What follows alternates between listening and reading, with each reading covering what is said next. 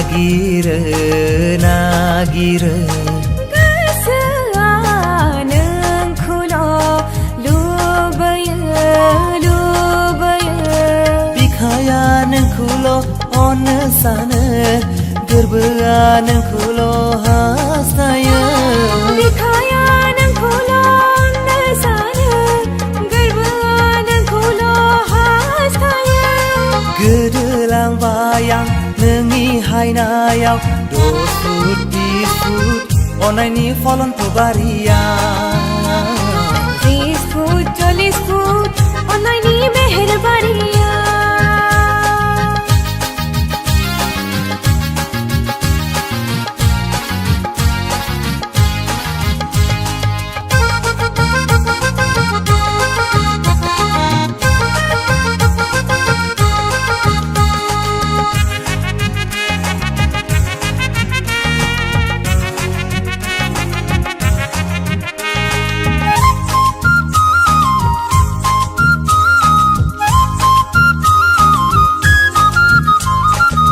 माबोरै मिथिस्लाबै गब्र'लांखो आंनि गोसोआ नोंनि अननायनि गोथार लाहारा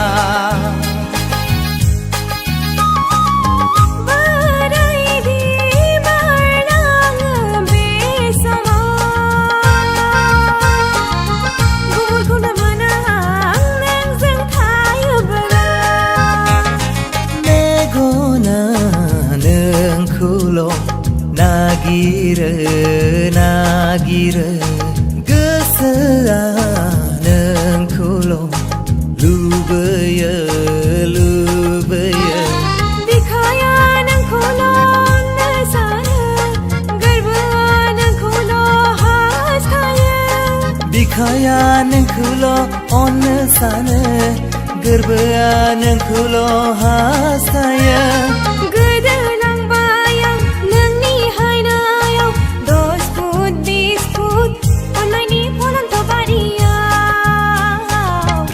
फुट 40 फुट अननायनि बेहेरबारिया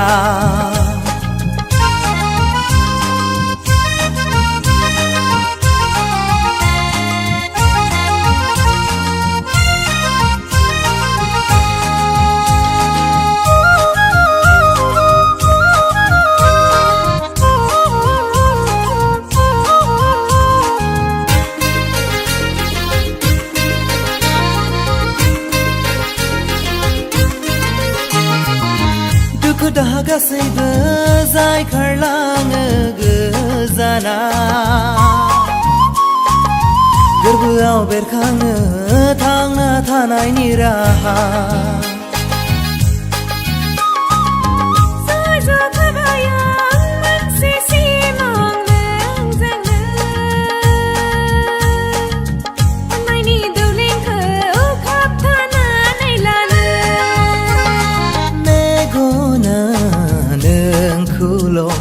नागिरो नागिरो गोसोआ नोंखौल' लुबैयो लुबैयो बिखाया नोंखौल' अननो सानो गोरबोआ नोंखौल' हास्थायो बिखाया नोंखौल' अननो सानो गोरबोआ नोंखौल' हास्थायो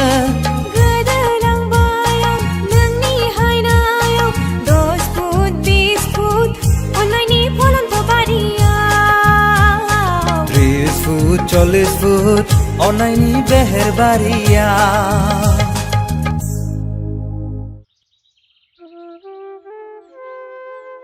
बाबु बाबु हामान दाबो सिखारा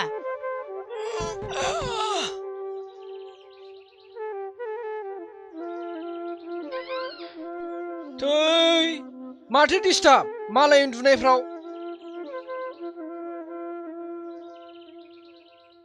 सिखारद' बाबु माथो इसिबां अलसिया जालांखो मालायनि फिसाफ्रा सिखारनानै गावबागाव खामानियाव थांजोब्बाय नोंहा बिदि बेखार थाबाय थानानै मा खामानि जानो आं मालायनि फिसा नङाना उन्दुनायफ्राव सिखारद' दा बिफाजों रायजानोसैलाय बियो सिखार सिखार सिखार सिखार सिखार माबार सिखार थै सामफ्रामबो बिदिल'।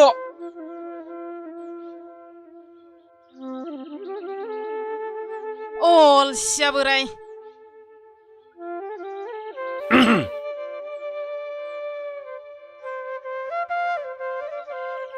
सिखारबाय राजानि फिसा सिमांफ्रा गोदै गोदैथारमोन नामा अलसिया बोराय? बेरे मोदैनिफ्रायबो साबसिनमोन। भेरि भेरि टेस्टि।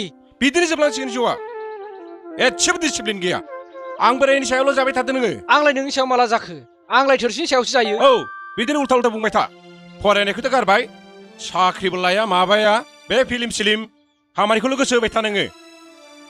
नाङा फाङानि। माथो जाखो? सिनेमा लाइनाव गोसो दंब्ला आंहा।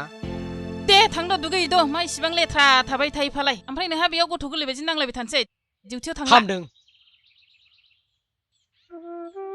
नोंनि फिसालाय मोजांखाना खर'खौ फेदेरना होबावदो। बेखायनोथ' हाबा होदो होनखाबाय। हिनजाव लाबानो लामायाव फैखागोन मालाय। साख्रि गैयाबा बेफोरबायदि हौवाखौ सोर हिनजाव हाबा लानोसै? मालाय दंखायो बेहा। बे सुबुंस्रियालाय माथो जाखो? माथो नायबाय थाखो नोंहालाय? थांदो दुगैहैदो। थौ।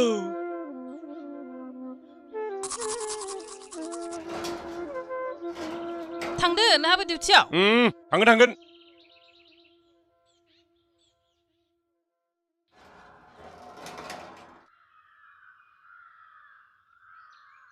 आइ बाबा फन हरदोंमोन नोंखौ सोंदोंमोन। ए बाबाया मा होनहरा?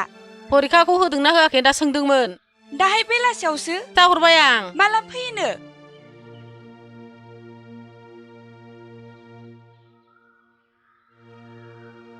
दालाय बहाथो सुटि मोननो? छत्तीसगढ़आवसो ट्रेन्सफार जासिगोननो। फुजायाव फैया बे? नोंदायाबो फुजायावसो फैगोन खोमा। ए टेनसनफोरजोंनो थैलांगोन बायदिसो मोनलायलांबाय आङो। बाथारबायसो आङो बे न'खौबो माला फोजोबनो हागोनसो सानलायलांबाय आङो।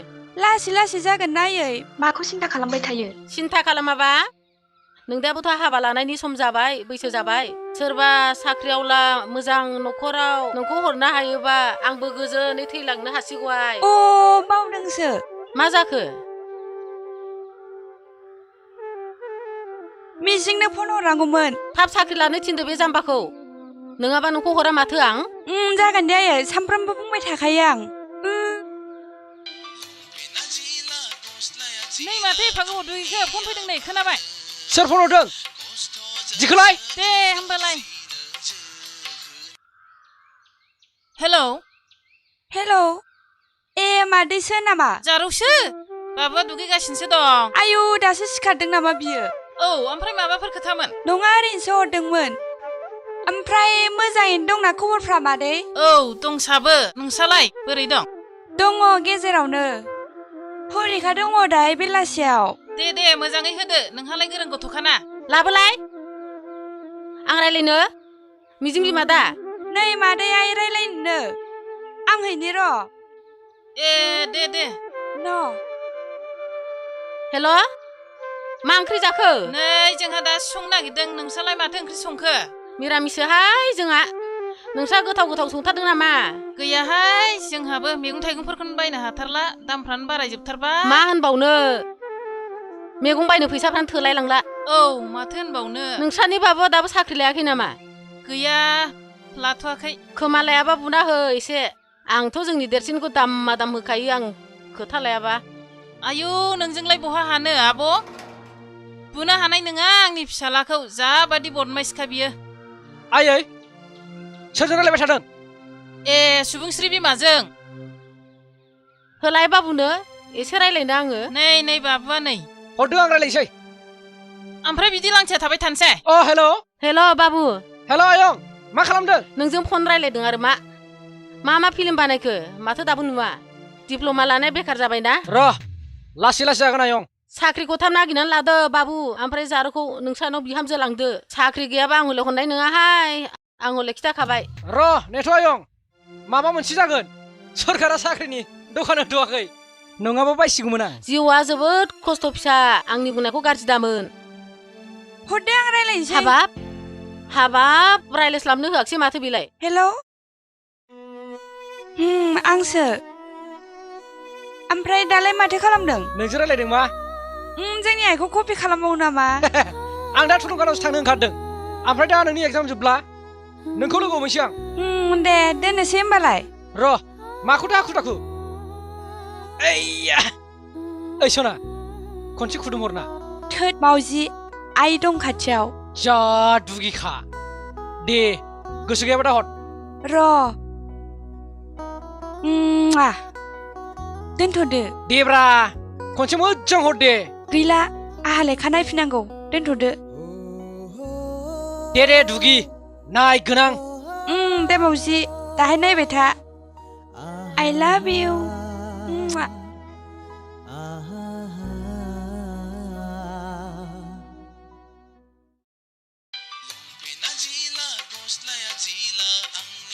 माथो एफा थाब फन फैग्रा जादों हेलौ हेलौ ब्र लामा आन्दायबाय नामा माथो रावबो सफैया मा अखा हानायाव साथा गैयि बादि आथुर जाबाय थाखोब्रा र' ड्रेस गानगासिनो दं आं थांगासिनो थाब फैदोब्रा ब्र लं थं थांनांगौ ना मा जाखोब्रा बिदिबाबो जायो नाथाय थाबल' फै र' दोनथ' फना दे आं गेटाव नेगासिनो दं नोंखौ आयै हामा जालायखो एसे फैसा हरलाय मानो फैसा नांगौ मैया 100 थाखा हरनायालाय बहाथो थांखो मबाइल रिचार्ज सोना हरदोंमोन सुबुंस्रिनो आंनोबा रिचार्ज सोना होनो हायाना नोङो है मा जाखो थाब हर आं थुलुंगानो थांनो खुस्रायानो दंना गैयाथाय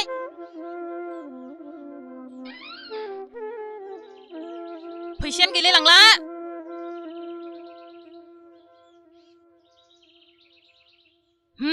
दस थाखा आया 10 थाखाल' बिजों मा जानांगौ आंनो 10 थाखाखौ नाङा बे 100 थाखा हर फैसाखौ बिदि बाहायजायो आंनो नांगौ खामानि दं मा खामानि मावोसै नोंलाय ओरैनो सैमा फाग्ला बायदिसो बेरायहैगोन गाबोन दा बिखासै आंनाव दे गाबोननिफ्राय बिलां सानफ्रामबो बिदिनोखा नोंनालाय जुथा गाननांगौ बेखार बिदिनो फाग्ला बोरबाय थादो नोङो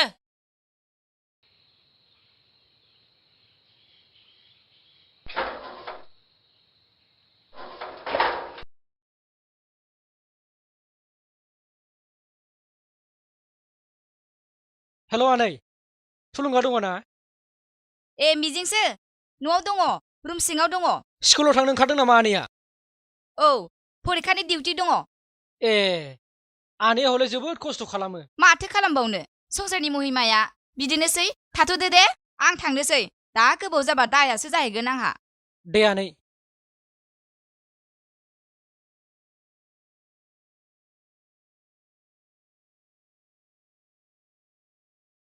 हेल' मिस्टार मे आइ काम इन ए सफैबाय महाराजा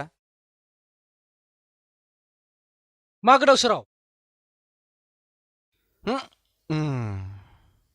जकिं मैन ओमफ्राय मानो लेंहरामोन एफा हाखु दाखु आं खनसे होननाया दोंसे मेथाइ बानायगोन होननाया आं बेखौनो बानायनो सानदोंमोनलै औ ओमफ्राय मा ओमफ्राय गान बानायनो होनखाबाय जोदोलै डिटेल्सखौ खोन्थायाबा बोरै बुजिनांगौ जाखो आंलाय गान आरो मा डिटेल्स नांबावगौ जाखो माहाय बानायगोन रेकर्डिंखौ सोरनाव लागोन भिडिअ बानायगोन नामा बेफोरनि बागै बुंदों आं बुरबक अ आंनि प्रजेक्टआ जाबाय बर' गान जिखौ आं खननो सानदों आरो भिडिअखौ नोंखौ डिरेक्सन होजानो लुबैदों आं ओमफ्राय फैसाया जाबाय नामा जानायखायनोथ' बानायनो सानदों ओमफ्राय नों डिरेक्सन होदोब्रा भिडिअग्राफि आरो डिरेक्सनाव नोंहा डिप्ल'मा लानानै फैखानाय ना गुवाहाटीनिफ्राय ओंखायनो नोंखौ फनाव मैया आर्जेन्ट लेंहरनाया ओमफ्राय प्रडिउसारा सोर फाग्ला जागोनलां आंसो प्रडिउसारा मा सोंबाय थायोब्रा दा बिनि थाखायनोथ' सावरायलायनो नागिरदों हेल' दुर बेटा कम्पानिसो मा होनदोंमोनलाय बाजेटखौ सोंदोंमोन आं अ येस माने आंनाव 5,000ल' दं आखायाव जागोन ना जाया भिडिअजों गान 5,000ल'जों सिमांसो नुखो ना माखो फाग्ला होनबाय थायोब्रा नोंबो 5,000जों भिडिअ आरो गान ओंखारबावोबाथ' हिसाब सारा ओंखारसिगौ मा हाया आरो आंनि लोगोआ माबोरै हाखो बिब्दिब्ला सोर लोगो मा गान क'क्राझारनि गावदांखौ होनदों आङो बे हिप हप गान बानायनायालाय माथो जाखो सोरमोनलाय बे खेबसे जों हाबा जाहैनायालाय माथो जाखो बे गुस्थियाव सला गानलायग्रायाब्रा बे खनसे मेगनावबो सना गानलायग्राया दा औलै बेबोथ' बाजेटखौ 5,000ल'सो थांदों होनदों हाखागोन ना मेनुवेल इन्सट्रुमेन्टानो गैया सफ्टवेयारनि मिउजिक गोजासो बेना मेनुवेला साबसिन जायो नामा आया गासै इन्सट्रुमेन्टफ्रा जेरै गिटार बेस सिफुं धल थाफ्लाफ्रा अरिजिनेल दामाबा बोरै जानांगौ जाखो आंनाव वेस्टार्नसो ओइबा गरमथार माथो कारेन्टबो गैया थ' बायहेरायाव रायलायनोसै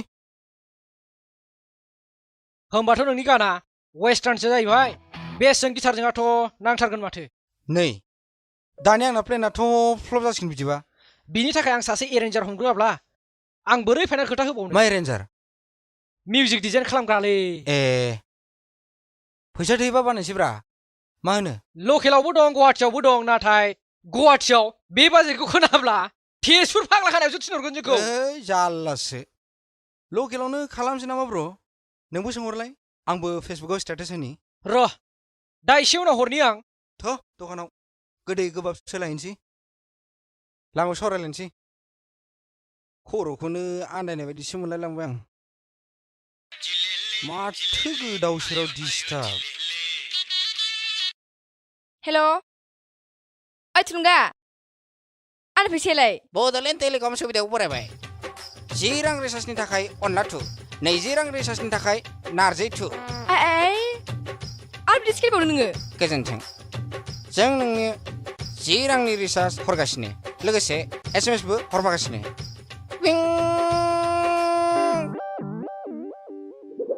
साला मोसौ सारोन र' नोंखौ डिस्टार्बथारलै सासे सिख्ला थु जाबाय थु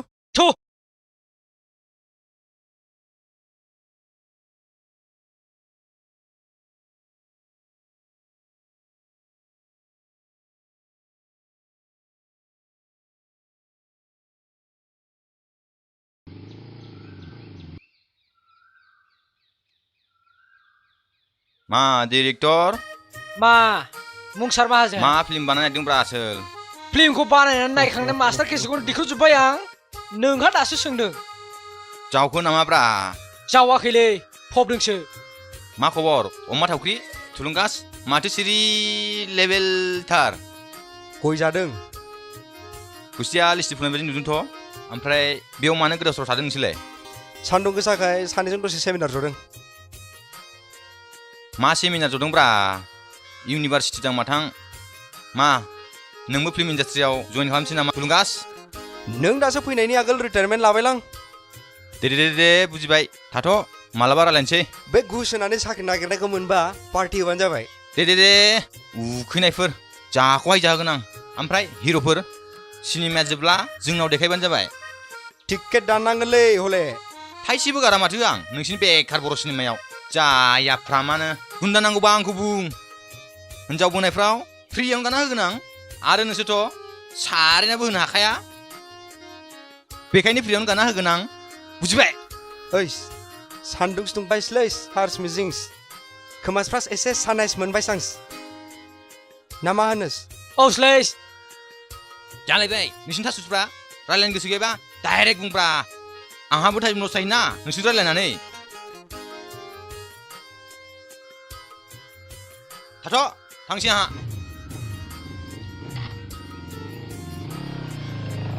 बाय बाय टाटा दा फैसैलै सोरथो लाखिदोंमोनब्रा बे मानसिया सोलायनाय नंलागोनलै खिबु सेथेया गोदो स्कुल फरायनायाव सुजिल' लाबोयोमोनब्रा गोदो नोंजों कलेजाव बुजानायखाय सेथारला नामा नोंखौ बारा दुगा देखायबालाय मानसि जाखागोन ना ओंखाम उखैबायलाय माथो थ' न'आव थांसै ओमफ्राय दा बेलासिफ्राव नोंहा माबा मोनसेफोर खामानि दं नामा सुबुंस्रिखौ लोगो हमहैनांगौमोन नोंसिनो दिनसैलै ओमफ्राय हाबाया माला सुबुंस्रि फिसाय थोद मा फाग्ला बुङोब्रा फैसाखौनो गरसेबो खामायनो हायाखै आर हाबा थ' बेदर गैयाबा हले आं हाबा जाहैनाय नङालै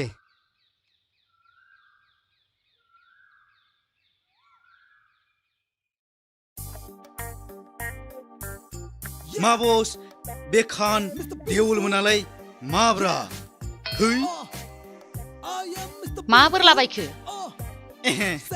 सोरखौ होनदों नोंखौ होनदों आङो नोंखौ माथो नांजाबाय थायो दरजाया फांलां ओंखामा थाब जाफैद' गुसु जालायलांसै थाब फै र' थांगासिनो दरजाफोरखौनो लक सिस्टेमसो होनांसिगोन हे सोरबा लकेल स्टुडिअ' रेकर्डिं नि नाम्बारफोर दं नामा आसोला मानो रेकर्डिं स्टुडिअ सोंदों बेलाय गानफोरसो बानायसिगोन नामा बिसोरलाय र' फन हरनां औ बिरफुंबा मा खबरमोन ओइ आसोल औ माबे फेसबुक स्टेटासाव स्टुडिअ'नि बागै औ नों मा आपडेट होदोंब्रा ए आं दोंसे मेथाइ बानायनो सानदोंमोनलै ओमफ्राय मेथाइ बानायनो होनबाय ए कमप्लिट खिथाब्रा मा ससे बेलाय आं दोंसे मेथाइ बानायनो सानदोंमोनलै फार्मिजों दहाय सावरायलायदोंमोन ओमफ्राय बानायमारगोनथ' बिदिनो सानदों नाथाय बाजेटआ क्लियार जायाखै ओइ आसोल नों गाबोन बेस्थ' नामा नोंखौ लोगो हमनोमोनलै आं बिदि बेस्थ'द्रायथ' नङा बे गाननिनो खामानिसै ओमफ्राय मामोन आं नोंखौ गाबोन लोगो हमनो दे हैद आंबो इन्टारेस्ट दंलै बिदियाव इन्ट्रेस्ट माने हैद गाबोन खिथानोसै बारा बेलेन्स गैया र' मा जाखो बेलाय दहायनो ओंखाम खुरबाय दाबो जाफैया दोनथ'बाय गुड नाइट सुइट ड्रिम्स दे फन हरबानो जाबाय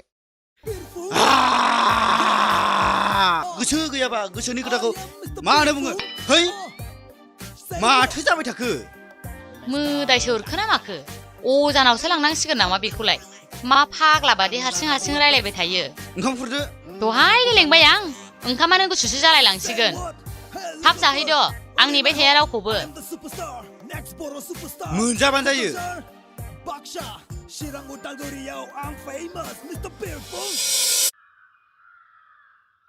हाबाबोथ' थांनो ओंखारखो देलाय मालायलाय ए आं मिजिंजों एसे लोगो हमनो थांनो नागिरदों आयै बेफोरबायदि ड्रेसजों समाया सद्रा लोगो हमनो थांसै गावखौनो एक्ट्रेससो सानखो ना माखो नोंलाय ओमफ्राय माथो गाज्रि गानखो आंलाय नांगौनि आन्थाथ' गानखादों ना ओमफ्राय मानसिफ्रा नुबा मोजां होनसै आं मालायनि थाखाय देलायाखै आंहा मिजिंनि थाखायसो देलायदों साइज गैया बाइस गैयानो नोंबो गाननाय नामा आयै बाबाया सुटियाव फैब्ला गाननानै देखाय दे नोमफा होन नोङो दाउज्रोम थाथ'दो आयै आहा लेट जानोसै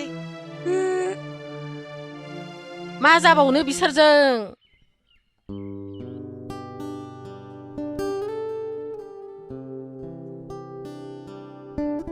आं परिखाखौनो हैनोसो बाबाय मानो बानांगौ जाखो समफोरनाथ' जा गोराखा मा दंमोनलाय लजिक एन्ड रिजनिं है गोरलैसो खुब गोरलै आंथ' आन्दायलाबायसो दे बिनि फिनखौ होलाय मानि खोनासंगोर दे बुं दे रसिबसानि मिजिङा गावनि बिखाखौ अराव हांबाय होमब्ला सिटुएसना जाबाय ए बिखाया खामबाय बि अरा खामगासिनो सि एजों बिया गोरोन्थि जाबाय डि मोननै एजों बियाबो कारेक्ट मा आन्सारा सिम्पोलसो आन्सारा बिखाया खामबाय नाम्बार ए जाम्बि होन नों आया मा गोरोन्थि जाखो मिजिंनि बिखायालाय खामगासिनो ना नाथाय अराबोथ' खामगासिनो ना नोंना सोंनायानो जायाखै जाल्लासो जागोन जायाखै माथो दे आंबो मोनसे कुइसन सोंनि सुबुंसिम बिखाया हाजोनि दैयाव बोहैलांबाय नाथाय मिथिया बबेथिं बोहैलांगासिनो दा आन्सारनि अपसना जाबाय ए बिखाया दैजों बोहैलांगासिनो बि दैनि बोहैलांनायजों बिखायाबो बोहैलांगासिनो सि बिखा आरो बिखाया सानैबो बोहैयाखै दि बिखाजों दैयाबो बोहैगासिनो बि बिखाया दैजों बोहैलांगा रं आन्सार मावजि बिखाजों दैजों सानैबो बोहैगासिनो दं माबोरै बिखायालाय दैजोंसो बोहैफागोन दा आरो बेबो हाजोनि दैबावसो जायाखै हम You are wrong नोंनासो जायाखै नोंनानो जायाखै ना ना ना ना ना जेरै दै बोहैगोन बिजोंसो बिखायाबो बोहैलांगोन आरो कुइसनानो मिस्टेकखा गोजौआव लांफागोन होनब्ला साबसिन जागौमोन ना मावजि कुइसनानो रं औ हेल' औ हेलौ बहा दंब्रा दाबो जोबाखै नामा नोंनि राजलिलायालाय नों मा खर' होन नोङो मा जाखो सना थुलुंगासो थांगासिनो थाब फैदोलै बिदि दाखालामब्रा नेगासिनो आं फोथाराव 5 मिनिट नेथ' थुलुंगामोन नामा औ नोंखौ दोनलांसै आं नङाबा आंखौसो रागा जोंलायगोन बियो थौ आउट हे रना थेट फाग्ला हगार मानसिफोर नुगोन नुथों किसलाय फार्स्ट हगारगोर हगारबासो किस होगोन नामा औलै मावजि हगारदो मानसिफोर नुगोन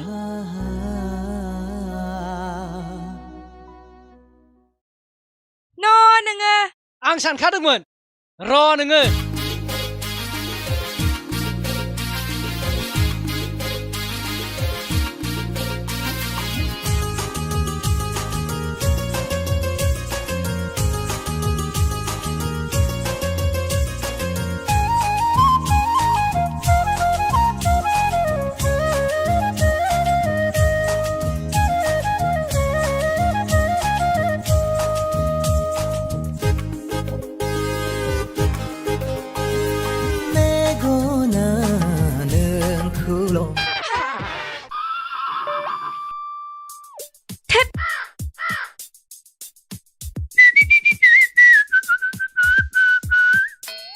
माबार फै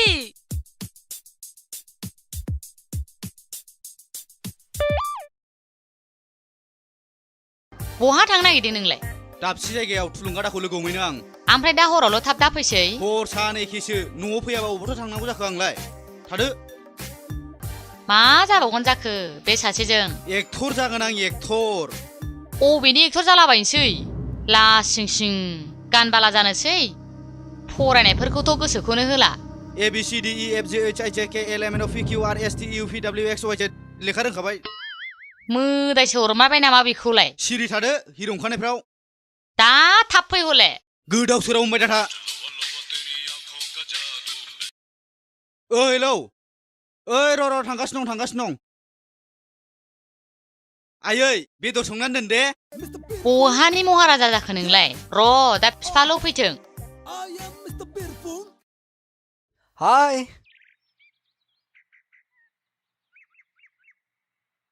मैया सासे साउन्ड इन्जिनियारजों रायज्लायहरदोंमोन आं नाथाय बाजेटआ 7,000नि आन्दाराव जानाय नङासो होनहरबाय 7,000 दोंसे गानावनो 7,000आलाय माब्रा हलिउद बलिउदाव लाखजोंसो हिसाब जों बर'फ्रा डेभेलप जायाखैरा 5,000खौनो बिखा ख्लाब मोनलायदों आरो लाखबाथ' खिदिखौनो फाननांगोन माथो डेभेलप जागौमोनलै निजा टिभि चेनेल थायोमोनब्ला एसेबाबो आवगायसिगौमोन बे माहाजोनफ्रा बानायबानोथ' जासै एफा गोरलै नङाना प्रसेस दं लिगेल खोथाफोर दं मोनसे चेनेल खुलिब्ला